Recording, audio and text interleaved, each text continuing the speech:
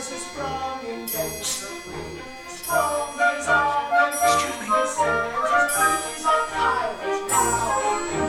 Here's the love to Frederick's vengeance, Frederick's out of his inventions. 2 and 20 now he's rising, and alone he's waiting to fly. Which will let one see no lies, and with unusual power. Here's the love to Frederick's vengeance, Frederick's out of his inventions.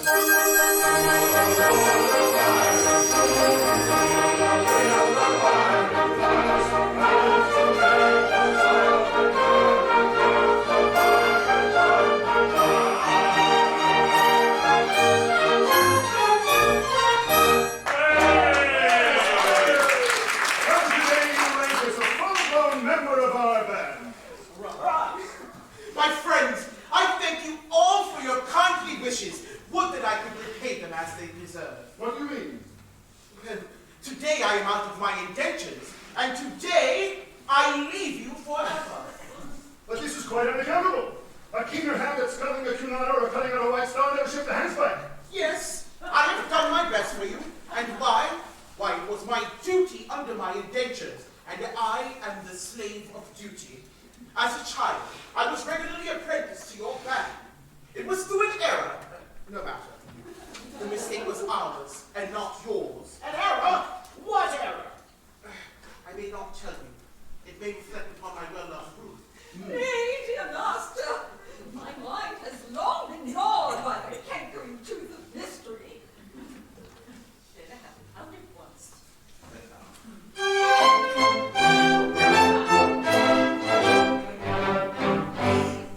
When Frederic was a little lad, he proved so brave and daring.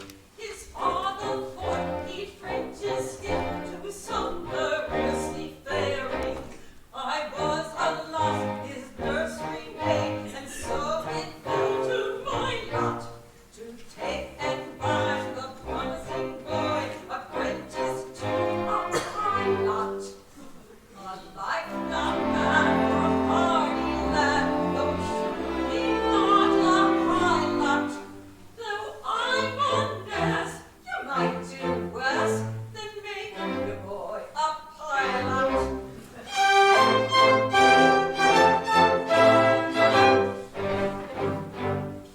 I was a stupid nursery maid, on ravens always steering, and I did not catch a word of right through being hard of hearing, mistaking my instructions which within my brain did gyrate. I took and found the promising boy, apprenticed to a pirate.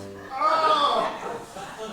Sad mistake, it was too late, and too into a pilot.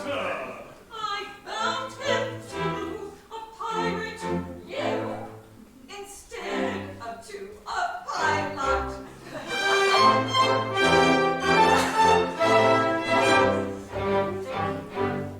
I soon found out beyond all doubt the scope of this disaster. But I had the face to return to my place and break it to me master. A nursery maid is not afraid of what you people call work. So I made up my mind to go as a kind of piratical maid of all work. And that is how you find me now, a member of your silent, which you wouldn't have found had we been found apprenticed to a pilot.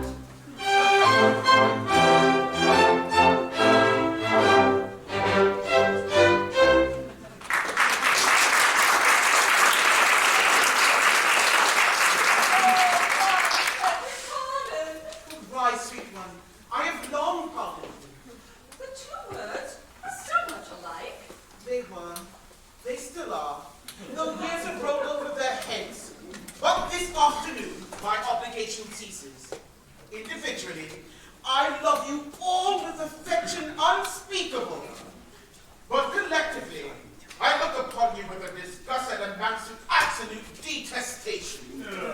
Oh, pity me, my beloved friends, for such is my sense of duty that once under my indentures, I should feel myself bound to devote myself heart and soul to your extermination.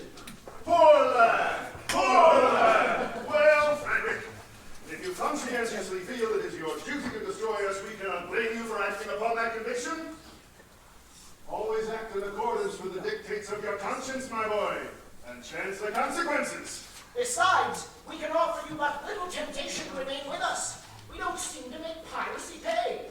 I'm sure I don't know why, but we don't. I know why. But alas, I mustn't tell you, it wouldn't be right. Why not, my boy? It's only 11:30, and you're one of us until the clock strikes 12. True, and until then you are bound to protect our interests. Hear, hear! Well, then, it is my duty as a pirate to tell you that you are too tender-hearted. For instance, you make a point of never attacking a weaker party than yourselves, and when you attack a stronger party, you invariably get thrashed. Well, there is some truth in that. Then again, you never make a point of molesting an orphan. What? Well, of course, we are orphans ourselves and know what it is. Yes, but it is got about, and what is the consequence? Everyone that we capture says he's an orphan. The last 3 ships we took proved to be manned entirely by orphans, and so we had to let them go. But hang it all, you wouldn't have us absolutely merciless. Well, there's my difficulty. Until 12 o'clock I would. After 12 I wouldn't. Was ever a man placed in so delicate a situation? And Ruth, your own Ruth, whom you love so well, and who has won a middle-aged way into your boyish heart. What's become of her? Oh! He will take you with him. Well, Ruth, I feel some little difficulty about you. It is true that I admire you very much. But I have been constantly at sea since I was 8 years old, and yours is the only woman's face I've seen during that time. I think it is a sweet face. It is. Oh, it is. I say, I think it is. That is my impression. But as I've never had an opportunity of comparing you with other women, it may be possible that I am mistaken. True. What a terrible thing it would be if I were to marry this innocent person and then find out that she is on the whole plain. Oh! Ruth is very... Well, Ruth is very well. Oh, there are the remains of a fine woman about Ruth. Do you really think so? I do. Then I will not be so selfish as to take her from you. In justice to her, and in consideration for you, I will leave her behind. No, Frederic, this must not be. No, we are rough men, and we lead a rough life, but we are not so utterly heartless as to deprive thee of thy love. I think I'm right in saying that there is not one here who would rob thee of this inestimable treasure for all the world holds dear. Oh, I thought there wasn't. Keep thy love, Frederic, keep thy love. You're very good, I'm sure. Well, it's the top of the tide, we must be off. Farewell, Frederic. When your process of extermination begins, let our deaths be as swift and as painless as you can conveniently make them. I will. By the love that I have for you, I swear it. Would that you could render this extermination unnecessary by accompanying me back to civilization? No, Frederic, that cannot be. I do not think much of our profession, but contrasted with respectability, it is comparatively honest. No, Frederic, I shall live and die a pirate king!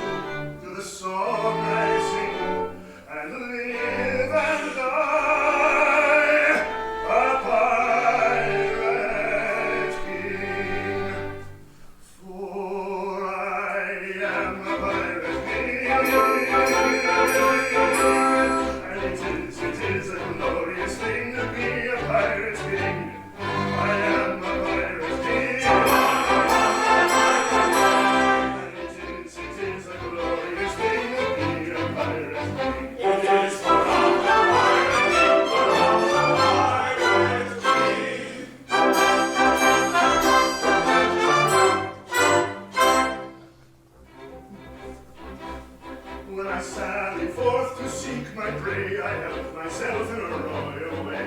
I sink a few more ships, 'tis true, than a well-bred monarch ought to do. Though many a king on the first class,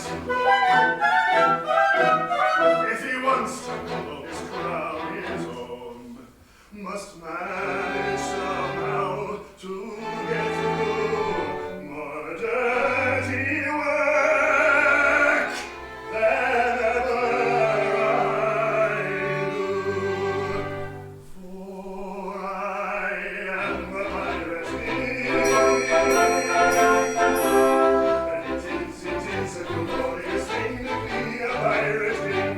I am a pirate king. It is a glorious thing to be a pirate king. It is for all the pirate king.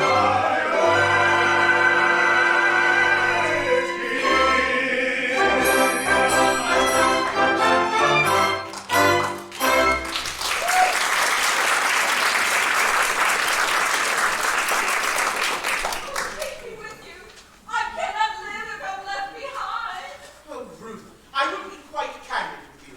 You are very dear to me, as you know, and I must be circumspect. You see, you are considerably older than I. A lad of 21 usually looks for a wife of 17. A wife of 17? Why, you will find me a wife of 1,000. No, but I should find you a wife of 47, and that is quite enough. Ruth, tell me, candidly, and without reserve, compared with other women, how are you? I will answer you truthfully, master. I have a slight cold, but otherwise I am quite well. I am sorry for your cold, but I was referring rather to your personal appearance. Compared with other women, are you beautiful? I have been told so, dear master. Ah, what, lately? Years and years ago. And what do you think of yourself? It is a delicate question to answer, but I think I am a fine woman. That is your candid opinion? Yes. I should be deceiving you if I told you otherwise. Thank you, Ruth. For I believe you, for I'm sure you would not practice on my inexperience. I wish to do the right thing. And if, I say if you really are a fine woman, your age should be no obstacle to our union. Climbing over rocky mountains, skipping rivulets and fountains, passing where the willows quiver. Hark! Surely I hear voices! Who has ventured to approach our all but inaccessible lair? Can it be Custom House? No, that does not sound like Custom House. It is the voices of young girls. If you should see them, I am lost. By all that's marvelous! A bevy of beautiful maidens! Lost, lost, lost. How lovely, how surpassingly lovely is the plainest of them. What grace, what delicacy, what refinement. And Ruth told me she was beautiful. Oh, false one, you have deceived me. I have deceived you. Yes, deceived me.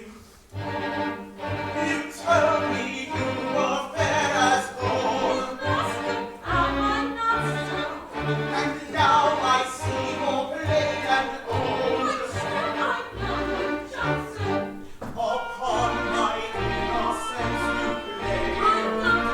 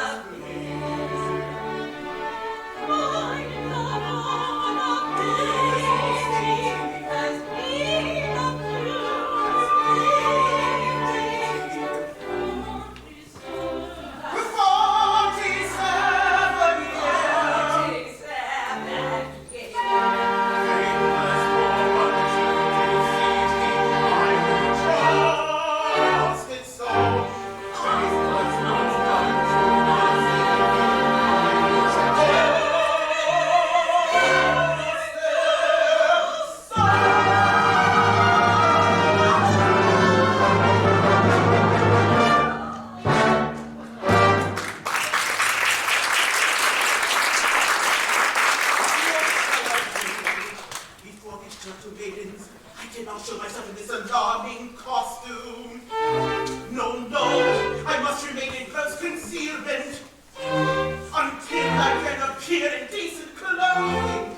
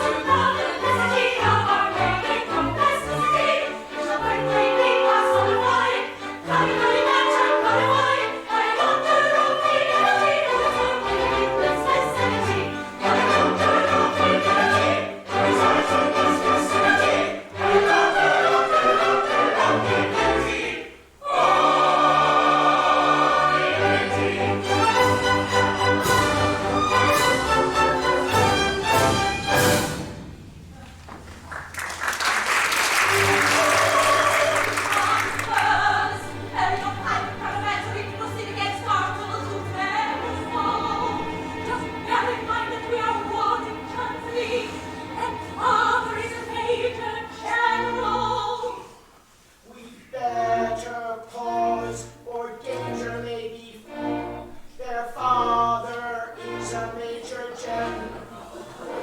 Yes, yes, he's a major general. Yes, yes, I am a major general.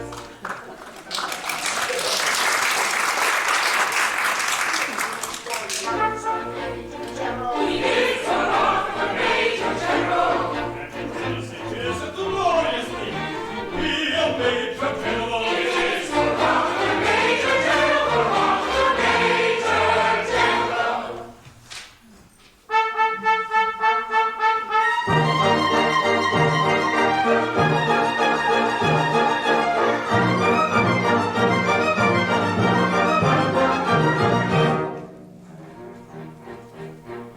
I am the very model of a modern major general, of information, vegetable, animal, and mineral. And though they consider me that they got the best stomach for management, what a categorical. I am very well acquainted with matters of the natural. I understand equations from the simple and mechanical, about the nibbles of the other one teeming with a lot of news. Ooh, lots of news. Ah, I have it! With many triple facts about the square of the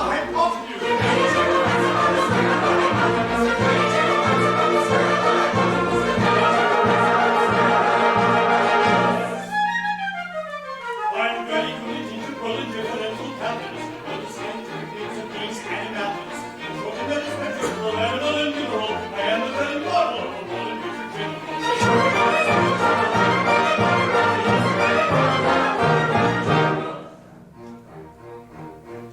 I know all music, history, and art, science, and catalogs. As a hobby crossing several proceedings for catalogs. Reporting on the drives of the points of feeling mechanism knowledge of the global realities of the relevance. I can tell it as a pathways from jail dozens of these. I don't know the course of the cause of Aristophanes. Then I can do a few of my good listen to dinner for. Dinner for? What have I? Ah, I have it! And whistle on the ends of nothing but the nonsense.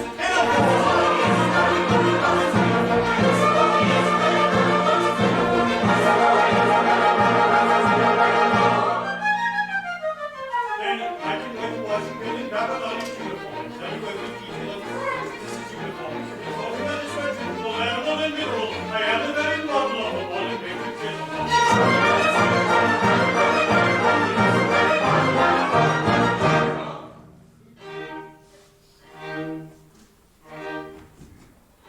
In fact, when I know what is meant by Babylon and Ravelin, when I can tell at sight a mouse or rifle from a javelin. Oh, it's diplomat. When such affairs as sorties and surprises I'm already at, and when I know precisely what is meant by commissary cat, when I have learned what progress has been made in modern gunnery, when I know more of tactics than a novice in a nunnery. In short, when I've a smattering of elemental strategy. Ooh, strategy. I painted myself into a corner with that one.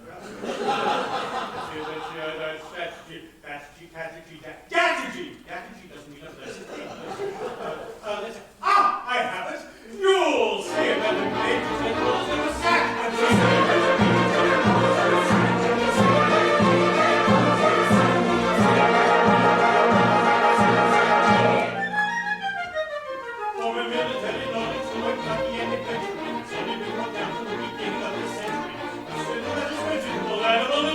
I am the very model of a modern major general.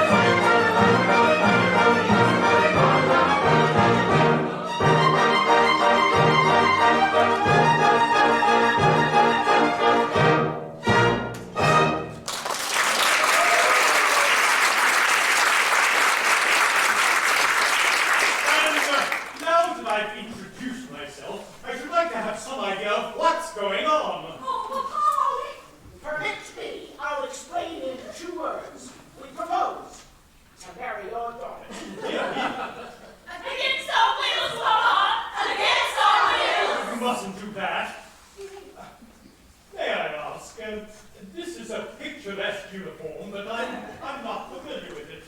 What are you? We're all single gentlemen. Yes, I gathered that.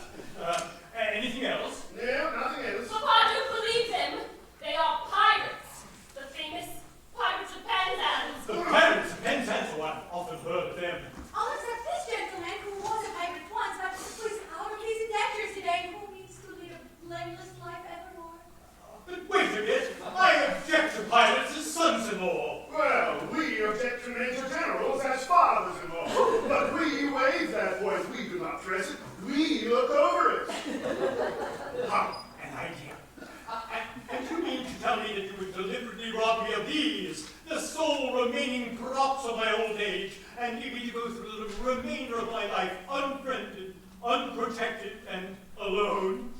Well, yes, that's the idea. Tell me, have you ever known what it is to be an orphan? Oh, yes, here we are again. I ask you, have you ever known what it is to be an orphan? Orphan. Yes, orphan. Have you ever known what it is to be one? I say often.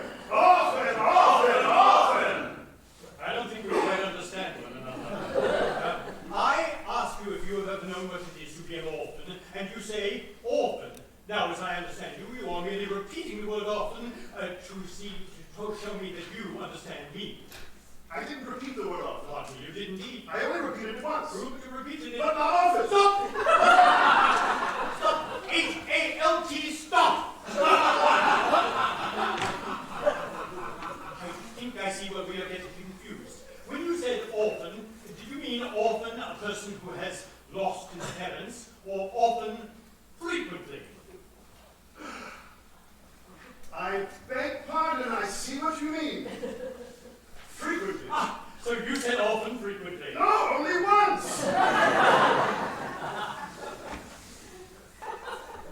I said often once. Yes? There's an echo in here. Exactly. You said often, frequently, only once.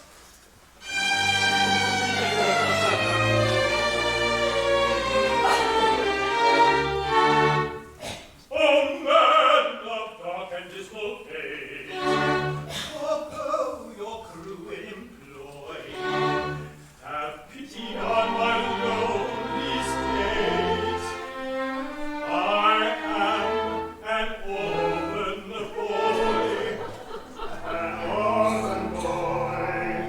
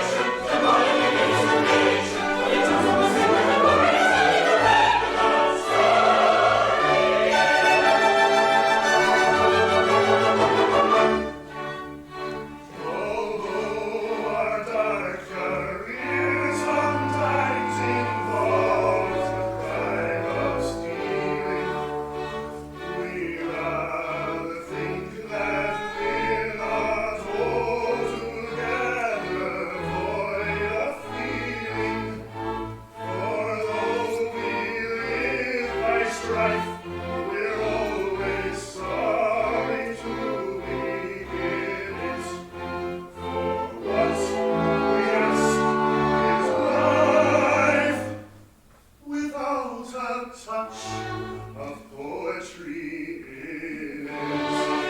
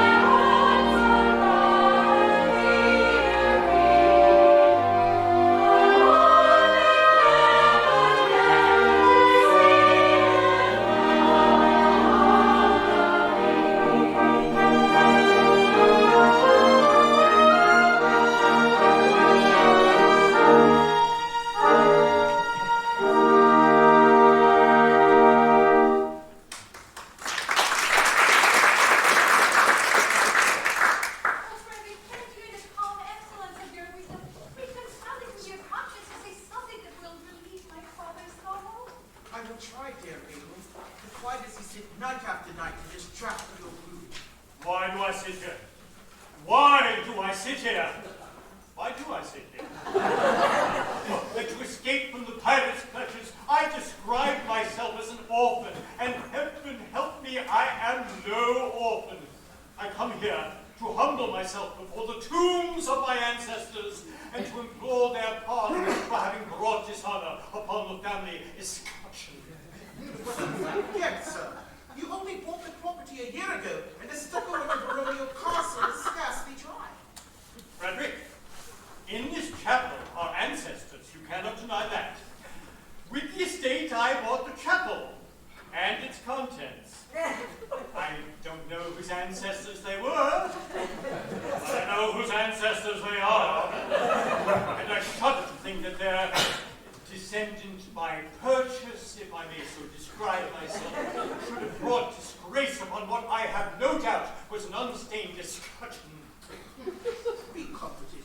Had you not acted as you did, these reckless men would have assuredly have called in the nearest clergyman and have married your large family on the spot. I thank you for your profit, solace, but it is unavailing. Why, I assure you, Frederic, that such is the anguish and remorse I feel at the abominable falsehood by which I escape from these easily deluded pirates,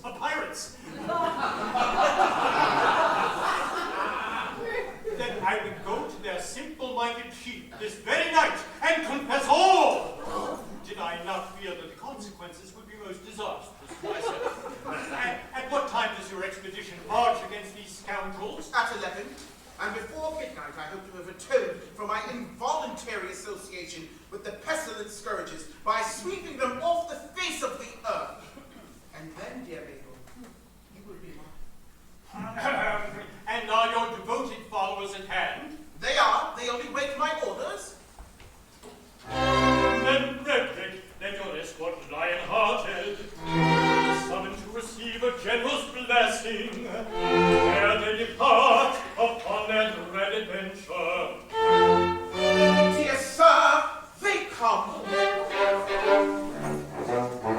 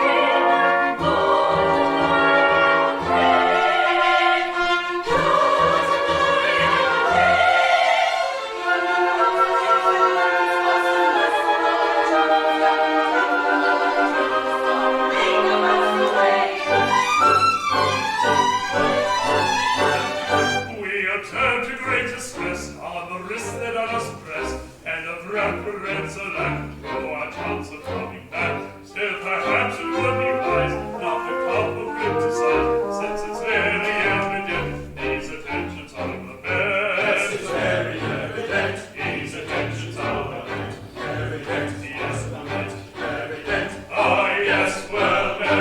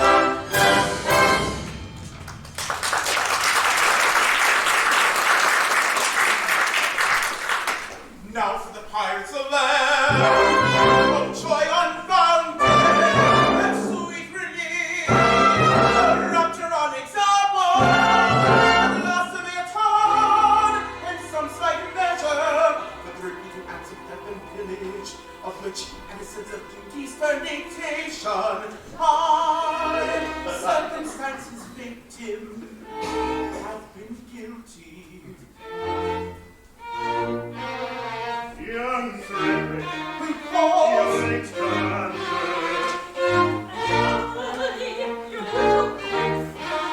oh, manage leaders, how dare ye face me? Know ye not, O rash one, that I have doomed you to extermination? Have mercy on us.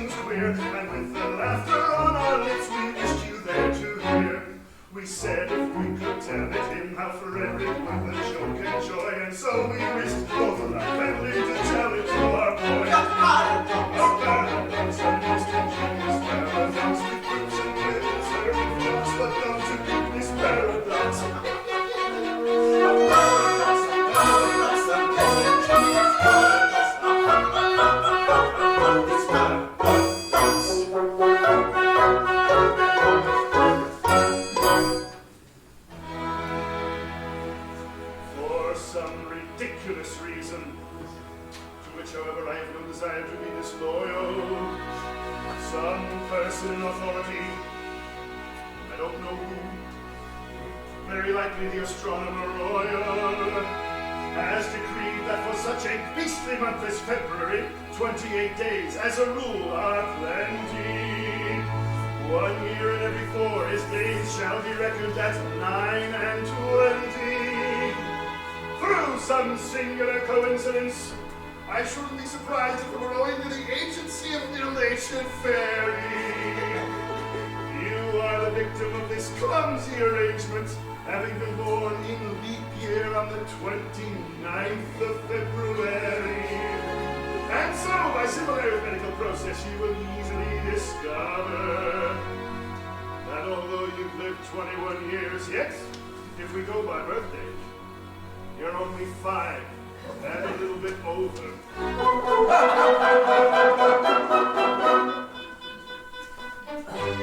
Dear me, let's see. Yes, because my fingers do agree.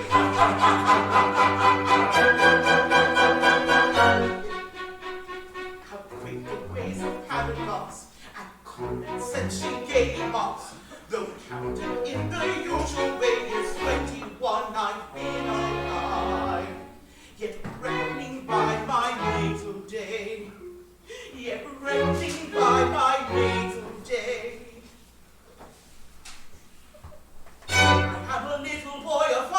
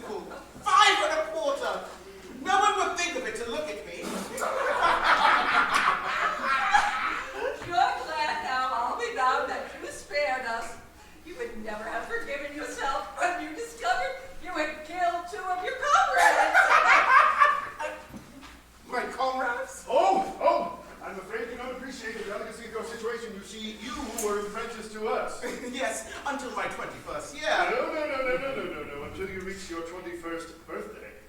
And going by birthdays, you are as yet only 5 and a quarter. You don't mean you're going to help me to that? No, we merely remind you of the fact and leave the rest to your sense of duty. Your sense of duty. Don't put it on that footing. As I was merciful to you just now, be merciful to me. I implore you not to insist on the letter of your bond, just as the cup of happiness is at my lips. We insist on nothing. We content ourselves in pointing out to you your duty. Your duty.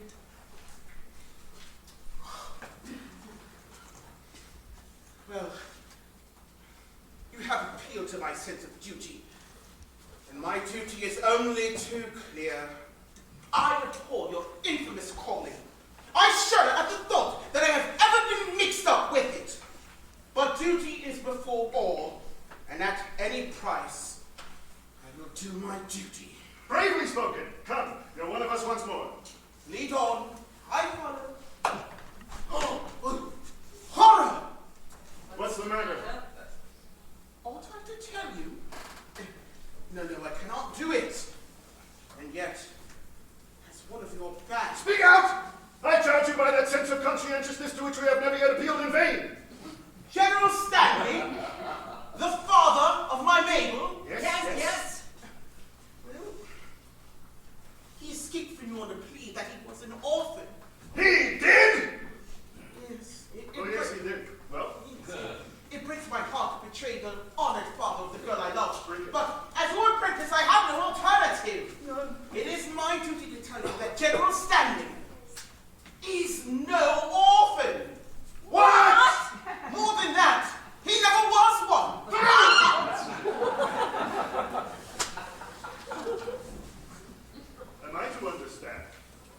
that in order to save his contemptible life, he dared practice on our credulous simplicity? Our revenge shall be swift and terrible. We will collect our band and attack Tremorden Castle this very night. But Not a word! He is doomed. Away, away, my heart's on fire. I learned this base deception to repay. This very night, my engine's fire shall blast himself in door. Away, away. Away, away, my heart's on fire. I find my duty hard to do today. My heart is filled with anguish dire, which drives me to the point away, away. Also found in Jews' eyes, adventures of the violence of his eyes. Our nature's very softened with his lies. In return tonight the traitor dies. Yes, yes, tonight the traitor dies. Yes, yes, tonight the traitor dies. Tonight you die. Yes, already tomorrow. His brother like lies. Oh, he's lost us. In all the blood.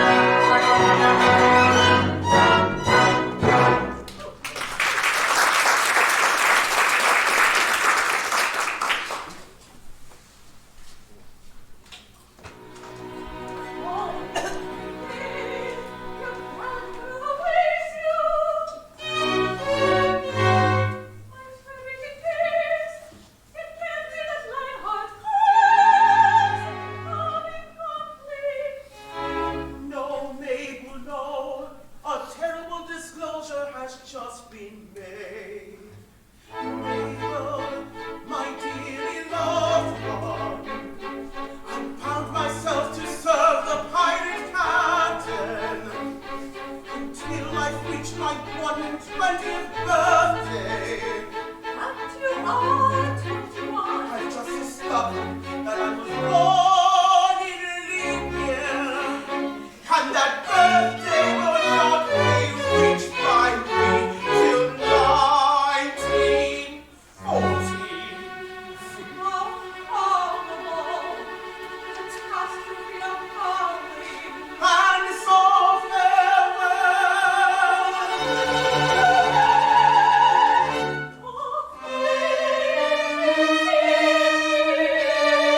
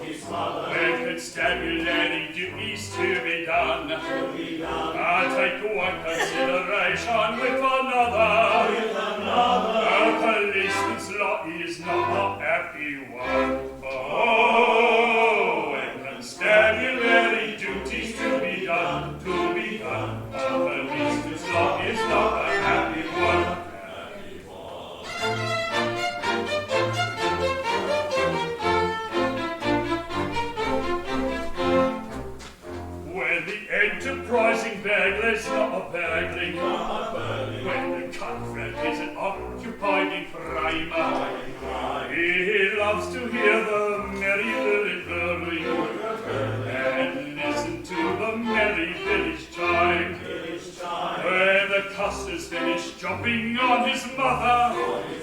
He loves to lie a-basking in the sun. Take one consideration with another. And the leastman's lot is not a happy one. Oh, when constabulary duties to be done. And the leastman's lot is not a happy one.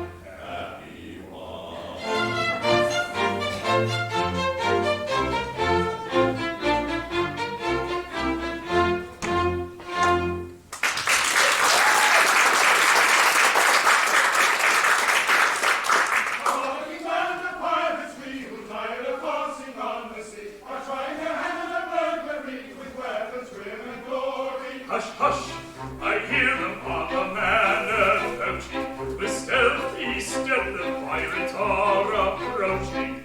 We are not coming for plate or gold, a story General Stanley's told. I see the penalty 50-fold for General Stanley's story. You see the penalty 50-fold, we see the penalty 50-fold. We see the penalty 50-fold for General Stanley's story. They come in force, the stealthy stride. By all means, seems now to line.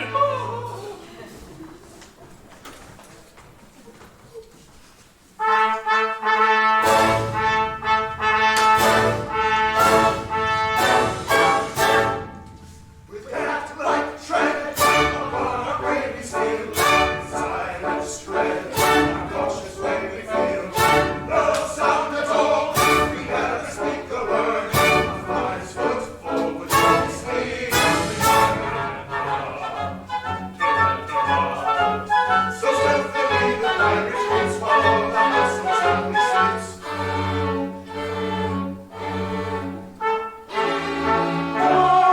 Friends above the sea, trust to navigation, take another station. Let's bury piracy, let the land to burglary. Friends above the sea, trust to navigation,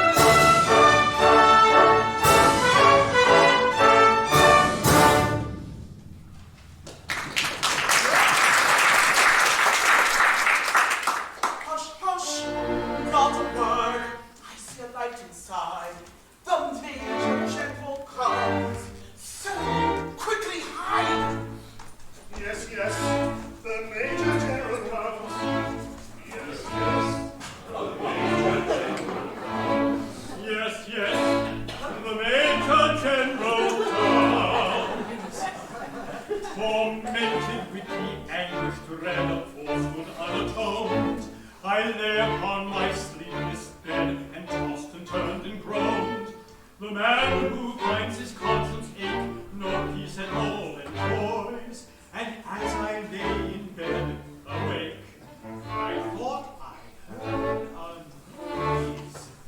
He thought he heard a noise.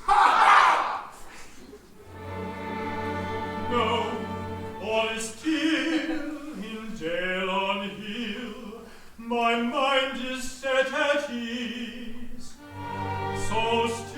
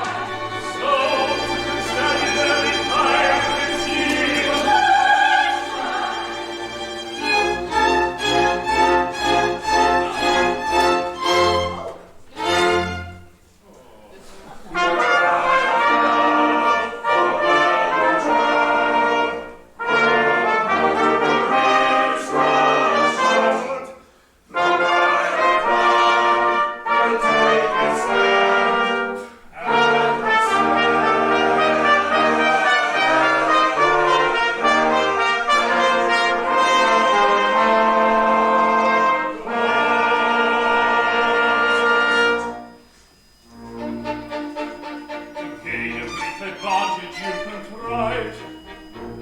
But you, Lord Margaret, will not be long-lived.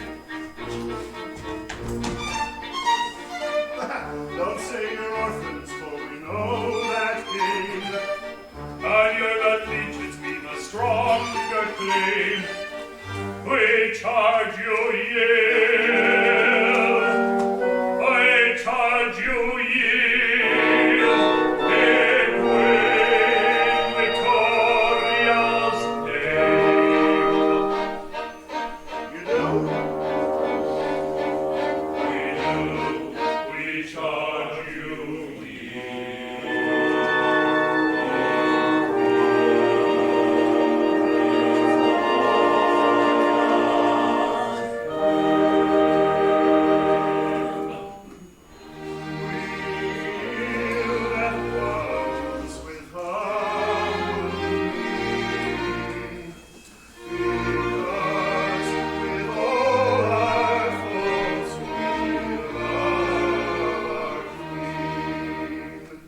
Yes, yes, with all their faults, they love their queen.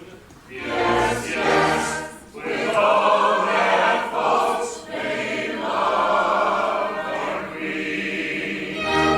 Away with them, and place them at the bar. Wonderful land, let me tell you who they are.